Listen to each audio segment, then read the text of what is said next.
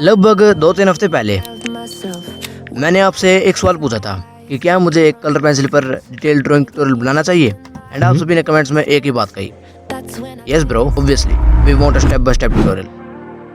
And trust me, मैं भी इस वीडियो को बनाने के लिए बहुत ज़्यादा एक्साइटेड था, पर सोचा जब भी बनाऊंगा एकदम प्रॉपर मैनर में बनाऊंगा। तो फाइनली आज मैं लेके आया हूँ एक फुल कलर पेंसिल ट्यूटोरियल, जिसमें मैं आपको हर एक स्टेप को डिटेल में एक्सप्लेन करूंगा, बिल्कुल A to Z। अब स्केल कहाँ पे है? चलो शुरू करते हैं हमारा full step by step breakdown. तो भाइयों, हम स्टार्ट करेंगे आउटलाइन से, एंड आज मैं यूज़ करूंगा ग्रिड मेथड।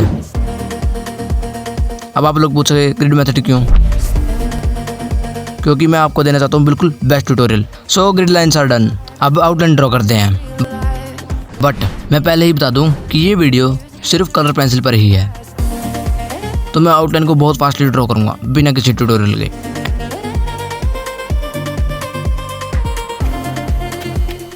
एंड ये रहा final outline, clean and ready for colouring. अब आप मुझे बताओ कि ये कौन सा एनिमे कैरेक्टर है, देखते हैं कौन सबसे पहले पहचानेगा। अब चलते हैं वीडियो के सबसे मेन पार्ट की तरफ, कलरिंग।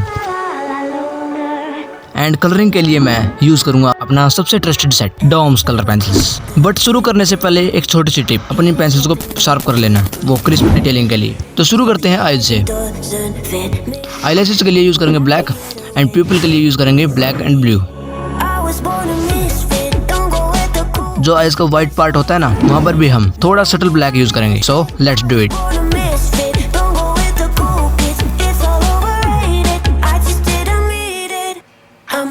तो आंखें ड्रॉ हो चुकी है। ये वो कलर पेंसिल्स हैं जिनका मैं यूज करूंगा स्किन टोन के लिए। सो लेट्स डू इट। आईज के नीचे एंड नोज पर शेडो है, इसलिए हम यहाँ पर थोड़ा प्रेशर का यूज करेंगे। नोज फेस का सबसे उभरा हुआ पार्ट होता है, तो यहाँ पर हाईलाइट्स एंड शेडोज पर सबसे ज्यादा ध्यान देना। इसके लिए आप वैल्यूज को पहले ही आउटलाइन कर लो ताकि मिस्टेक्स ना हो। देखो दोस्तों, इतना ड्रॉ हो गया, बट आगे बढ़ने से पहले मैं आपको बता दूं कि सेम कलर बनाने की कोई ट्रिक नहीं होती। देन फिर कैसे बनेगा? वेट, लुक हियर, क्योंकि हम फेस को ड्रॉ कर रहे हैं, so let us focus on the skin tone. देखो, सेम स्किन टोन बनाना है, तो इसके लिए हमें इसे ध्यान से ऑब्जर्व करना है। बिल्कुल ध्यान से ऑब्जर्व करके हमें इसमें ये देखना है कि इसमें कितने कलर्स हैं। जैसे कि मुझे इसमें अराउंड 6 कलर्स नजर आ रहे हैं, blue, pink, red, black, orange. हाँ, बस इतने कलर्स हैं। Now we have to pick up all this colours. And फिर से शार्प करना मत भूलना। देखो भाइयों, मैं colouring light to dark method से कर रहा हूँ, पर टेंशन मत लो, मैं इस लाइट टू डार्क मेथड को बिल्कुल स्टेप बाय स्टेप एक्सप्लेन करने वाला हूँ हेयर्स की ड्राइंग के दौरान। अभी बस चिल करो एंड और क्या, फेस को ड्रॉ होते हुए देखो। दोस्तों, फिर से कह रहा हूँ, स्किन टोन में डबल टाइम लग जाए कोई बात नहीं, कोई दिक्कत नहीं है, बट रेफरेंस को ध्यान से फील करो एंड सही कलर्स उठाओ, क्योंकि यही डिटेलिंग पूरी ड्राइंग का गेम चेंज कर देगी।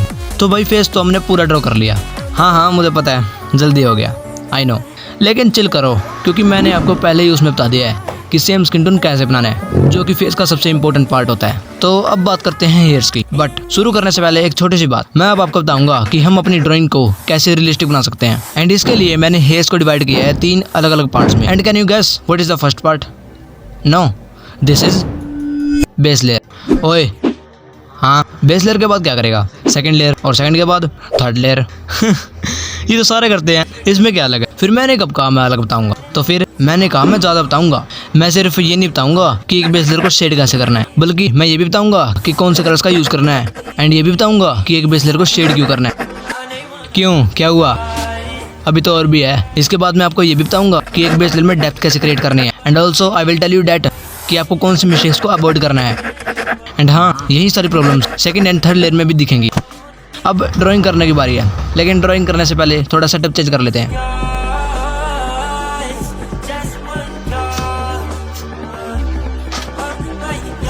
मैं इन 5 कलर्स को यूज करूंगा हेयर्स को ड्रॉ करने के लिए। सो लेट्स डू इट।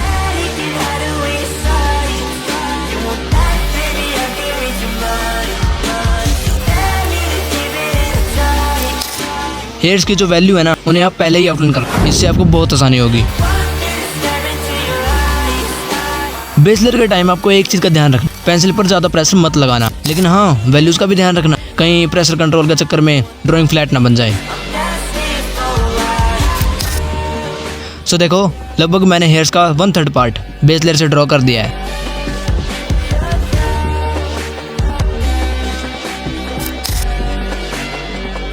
आगे बढ़ने से पहले चलो पहली प्रॉब्लम का सोल्यूशन देखते हैं, यानी स्मूथ शेडिंग कैसे करनी है। उसके लिए आप सबसे पहले लाइट शेड्स के कलर उठा लो। मैं यहाँ पर एग्जांपल के लिए एक आई ड्रॉ कर रहा हूँ।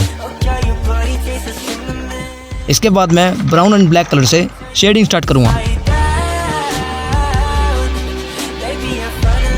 बस शेडिंग के टाइम आपको ध्यान रखना है कि पैचेस बिल्कुल क्रिएट ना हो। एंड ये हो गई बेस लेयर, है ना? नहीं तो फिर क्या, अगर आपको सेकंड एंड थर्ड लेयर में जलवा दिखाना है ना, तो उसके लिए तुम्हें पहले बेस लेयर में यूज़ करने होंगे मल्टीपल कलर्स। मैं यहाँ पर yellow, red, green and blue का यूज़ कर रहा हूँ। अब देखो क्या ही तो डेप्थ आई है इसमें, है ना? अगर मान लो आपसे कहीं पर पैचेस बन जाए तो घबराओ मत, बस उस एरिया को सर्कुलर मोशन में सॉफ्टली ब्लेंड कर दो। और हाँ, अगर शेडिंग करते करते नींद आ जाए तो समझ लेना बेस लेयर सही बन रही है। देखो भाइयों, अगर तुम्हारे पास 12 शेड्स वाली कलर्स है तो तुम इन 5 कलर पेंसिल्स का यूज़ करो। लेकिन अगर भाई तुम अमीर हो एंड तुम्हारे पास ज़्यादा शेड्स वाली कलर पेंसिल्स है तो तुम इन 5 कलर पेंसिल्स के लाइट शेड्स चुन लेना। Now let me tell you why to use base layer. इसको यूज़ करने के 3 रीज़न है। Reason number 1, allows you to make less mistakes.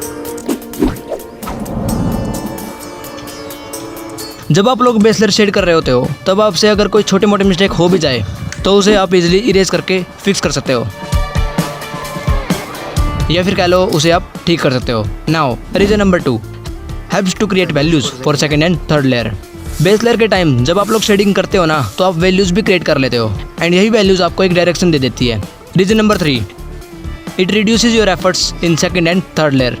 जो बेस लेयर होती है ना, वो सेकंड एंड थर्ड लेयर का आधा काम कंप्लीट कर देती है। अब बारी है बची हुई बेस लेयर को शेड करने की।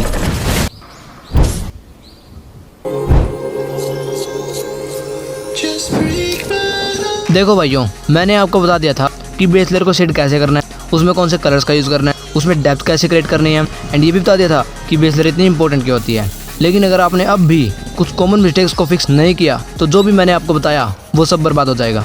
इसलिए जो गलतियाँ अब मैं आपको बताने वाला हूँ उन्हें इग्नोर बिल्कुल मत करना, नहीं तो सारी मेहनत वेस्ट हो जाएगी। Now let me tell you what mistakes you have to avoid while drawing a base layer. Mistake number 1, try not to create patches. जब भी शेडिंग करते हो तो बार बार रुकने से या फिर प्रेशर के अनइवनली अप्लाई होने से पेपर पर डार्क लाइट पैचेस बन जाते हैं। उन्हें फिक्स तो किया जा सकता है लेकिन वो बहुत मुश्किल होता है। Mistake number 2, don't blend the colours in base layer. हाँ आई नो, वाइट कलर से ब्लेंड करने का बहुत मन करता है, बट अगर ब्लेंड किया तो सारी की सारी शेडिंग खराब हो जाएगी एंड पेपर के जो टूथ हैं वो भी डैमेज हो सकते हैं। तो इसीलिए व्हाइट कलर को बेस लेयर में इग्नोर करो। Mistake number 3, don't use only 1 and 2 colours for base layer. Base layer का मतलब सिर्फ ये नहीं होता कि एक लाइट शेड का कलर उठाया और ड्रॉ कर दिया। नहीं, अगर तुम्हें अच्छे से डेप्थ चाहिए तो उसके लिए डिफरेंट कलर्स का यूज करो। इससे जो तुम्हारा आर्टवर्क है वो फ्लैट बिल्कुल भी नहीं लगेगा, वो एकदम जिंदा लगेगा। तो अब सेकेंड लेयर को ड्रॉ करते हैं।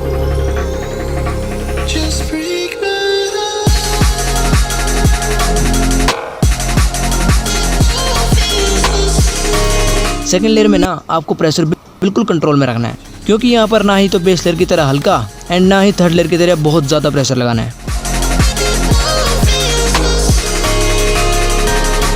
एंड हाँ, यहाँ पर हम मीडियम टोन्स की पेंसिल्स का यूज़ करेंगे, बट अगर आपके पास मेरी तरह 12 शेड्स वाली कलर पेंसिल्स है तो टेंशन मत लो, आप इन्हीं पेंसिल्स को मीडियम प्रेशर से यूज़ करो।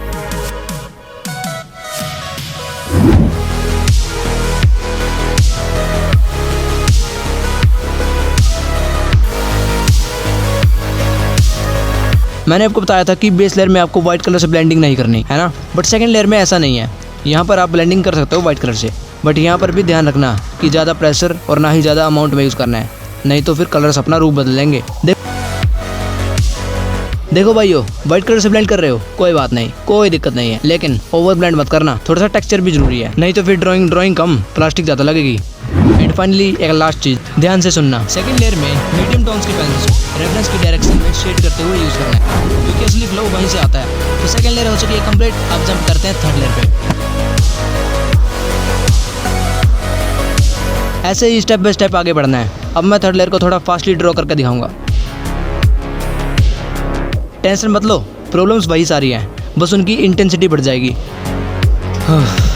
तो भाइयों, थर्ड लेयर भी कंप्लीट हो चुकी है, यानी अब नेक को ड्रॉ करना है। बट सच बताऊं, मैं थक चुका हूँ बहुत ज़्यादा, दिमाग फुल फ्राई। तो मैंने सोचा चलो थोड़ा साइकिलिंग हो जाए, थोड़ी हवा लगेगी एंड मूड फ्रेश हो जाएगा, फिर वापस अटैक करेंगे। everything that you say. Your love is a game that I don't wanna play. So don't say you need me when I walk away. So many words but they don't mean a thing. You blur the lines between love and obscene. So don't say you need me cause we're not a thing. So friends, I am back to the setup. अब neck को draw करते हैं। We're not a thing. Method वही है, tension मत लो, बस confident रहो and process पे ट्रस्ट रखो।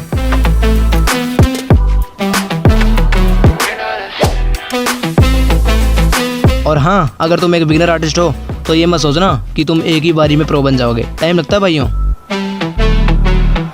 I'm doing all आगे बढ़ने से पहले थोड़ा पानी पी लेता हूँ। since we are apart. You know it's always the heart first. Don't care if it hurts, you're making it worse. I'm not gonna feel a thing. हाँ, तो मैं नेक की बात कर रहा था। Gonna feel a thing. अब क्योंकि नेक फेस के हमेशा नीचे होती है तो इसीलिए यहाँ पर सबसे ज्यादा शैडो होंगी। नेक में हेयर्स की तरह शार्प स्ट्रोक्स मत लगाना, क्योंकि यहाँ पर हमें फेस की तरह एक ग्रेडियंट लुक क्रिएट करनी है। So cry all you want, but I still walk away. So many words, but you don't mean a thing. You blur the lines between love and obscene. So don't say you love me, cause it's not a thing. It's not a thing.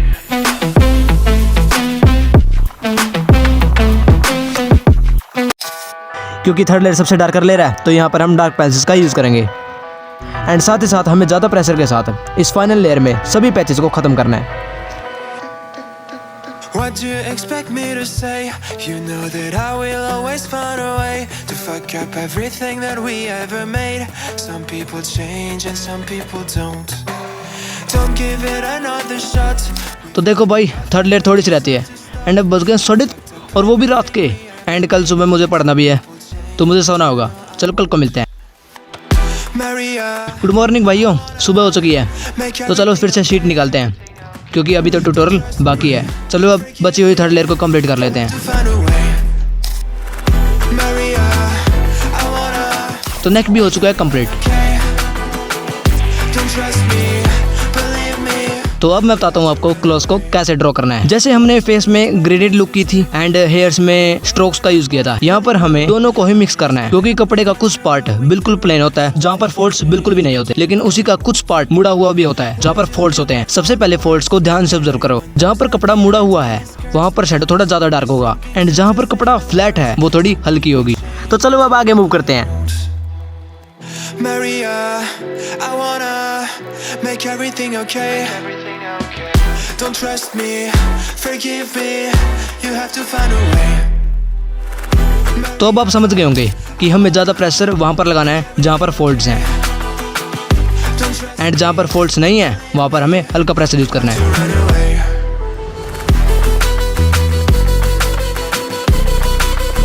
And जो edges हैं उन्हें हमें थोड़ा sharp strokes के साथ draw करना है। पहले बेस लेयर में हल्के हाथों से शेड करना है, लेकिन डेप्थ का भी ध्यान रखना है। बस क्या है कि जो बेस लेयर है वो हमें हेल्प करेगी वैल्यूज एंड कलर्स को डिफाइन करने में। चलो मैं तुम्हें एग्जांपल के लिए ये पार्ट ड्रॉ करके दिखाता हूँ। इसमें जो भी डार्क पोर्शंस हैं उनकी आउटलाइन बना लो। उसके बाद हमें शेडिंग के लिए लाइट टू डार्क टेक्निक का ही यूज करना है, बट जो रेफरेंस है उसमें हमें डार्क टोन से लेकर हाईलाइट वाले टोन तक जाना है। सबसे पहले बेस लेयर में डार्क एरियाज को सेट करते हैं। अब मिड टोन्स को सेट करते हैं एंड फाइनली मैं हाईलाइट्स को बना रहा हूँ। अब इसके बाद बारी है सेकंड लेयर की। सेम तरीके से सबसे पहले डार्क टोन्स, अब मिड टोन्स की बारी एंड फाइनली हाईलाइट्स। इसी तरीके से हमें थर्ड लेयर भी ड्रॉ करनी है, फिर हमारे क्लॉथ्स कंप्लीट हो जाएंगे। तो अब मैं इस पूरे पार्ट को ड्रॉ करने वाला हूँ, जिसमें मैं यहाँ पर यूज करूंगा ऑरेंज कलर का, ब्लैक कलर का एंड ब्राउन कलर का। एंड इस हेयर वाले पार्ट में यहाँ पर मैं यूज करूंगा वही yellow, red, green, brown and इस आखिरी पार्ट में मैं यूज करूंगा blue, brown and red. So let's continue the show. Clothes में जो छोटी छोटी फोल्ड्स है ना उस पर ज़्यादा टाइम लगाना है, क्योंकि दैट्स वेरी इंपॉर्टेंट।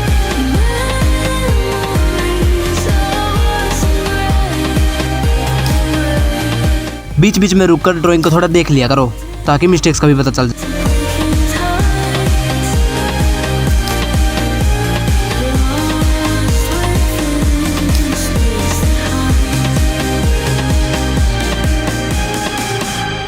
लो भाइयों, ये पोर्शन भी कंप्लीट हो गया जो अभी मैंने आपको बताया था। अब मैं बताता हूँ कि आपको क्लोथ्स के इस पोर्शन को कैसे ड्रॉ करना है। सबसे पहले डार्क एरियाज को आउटलाइन कर लो, उसके बाद बेस लेयर से स्टार्ट करना है। बेस लेयर में सबसे पहले हम डार्क टोन्स को सेट करेंगे। अब हम धीरे धीरे मीडियम टोन पर जाएंगे, फिर उसके बाद जो सबसे हाईलाइट पार्ट है उसे ड्रॉ करेंगे। यही सेम प्रोसेस सेकंड लेयर में भी अप्लाई होगा। एंड थर्ड लेयर को भूल गए क्या, इसमें भी सेम प्रोसेस। मैं सबसे पहले बेस लेयर में डार्क पोर्शन को सेट कर रहा हूँ। एंड क्योंकि एक प्लेन एरिया है तो यहाँ पर मिड टोन्स ज़्यादा है।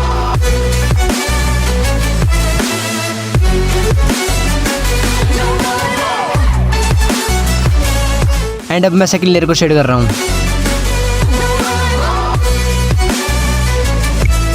अगर आपको मेरी ड्राइंग स्मूथ लग रही है तो इसका रीज़न वही है कि पैचेस क्रिएट बिल्कुल भी मत होने देना। अब थर्ड लेयर की बारी।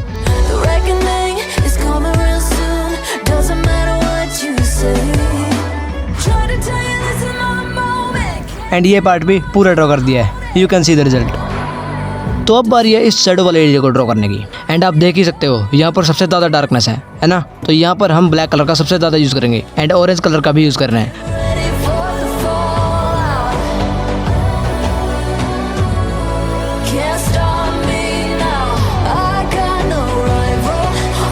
धीरे धीरे जब तुम फर्स्ट लेयर से सेकंड लेयर पर, सेकंड लेयर से थर्ड लेयर पर जा रहे हो तो प्रेशर को भी इंक्रीज करते रहो।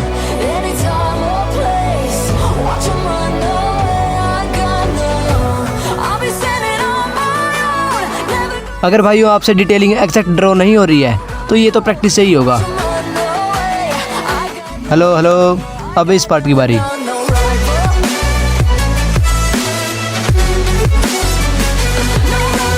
पहली बार में ही डिमोटिवेट होने की बजाय लगातार प्रैक्टिस करते रहो।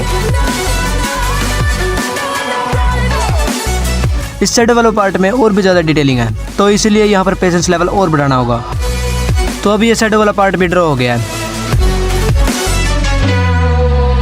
टेक्निक वही सारी थी, बिल्कुल सेम, कोई डिफरेंस नहीं था। Now let's move to the final part, arms. And इसको ड्रॉ करने के लिए ऑफ कोर्स स्किन टोन वाले कलर्स का ही यूज़ करेंगे। So let's do it. As usual सबसे पहले बेस लेयर सेट कर रहा हूँ डार्क टोन से। धीरे धीरे हमें हल्के टोन तक जाना है। सेकेंड लेयर में भी हमें यही करना है। आर्म्स में जो भी डिटेलिंग है उसे आपको बिल्कुल ध्यान से ऑब्जर्व करके ड्रॉ करना है। सो फर्दर ड्राइंग करने से पहले मैं सारे के सारे प्रोसेस को समराइज कर देता हूँ। Number 1, pick up the same colour as in the reference. Then base layer. Base layer में क्या ध्यान रखना है बताता हूँ। पैचेस को क्रिएट होने मत देना, प्रेशर बिल्कुल कम रखना है, डिफरेंट कलर का यूज करना है for the depth and white colour का यूज बिल्कुल भी नहीं करना है। अब सेकंड लेयर, प्रेशर बिल्कुल मीडियम रखना है एंड स्ट्रोक्स रेफरेंस की डायरेक्शन में एंड वाइट कलर से ब्लेंडिंग करनी है। And last is third layer. इसमें सभी चीज़ों की इंटेंसिटी बढ़ा दो, प्रेशर सबसे ज़्यादा लगाना है, पैचेस का नामो निशान मिटा दो, ब्लेंडिंग बहुत ज़्यादा मत करना, जो एजेस एंड कॉर्नर्स हैं उन्हें फाइनलाइज करो। अब चलो कुछ एक्स्ट्रा टिप्स देता हूँ। सबसे पहले ड्यूरिंग शेडिंग पेंसिल को हमेशा शार्प रखो। तीनों लेयर में हमें डार्क टोन से लेकर हाईलाइट वाले टोन तक शेडिंग करनी है। डिटेल्स को पहले ही आउटलाइन कर लो। पेपर का जीएसएम हाई रखो। एंड लास्ट वन, सबसे इंपॉर्टेंट, जिसके बिना कुछ भी नहीं होगा, that is patience.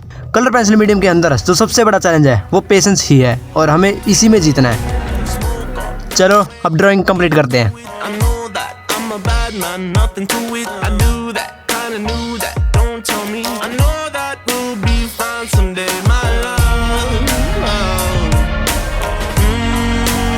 And finally, the video and the drawing that took me over a month is finally completed.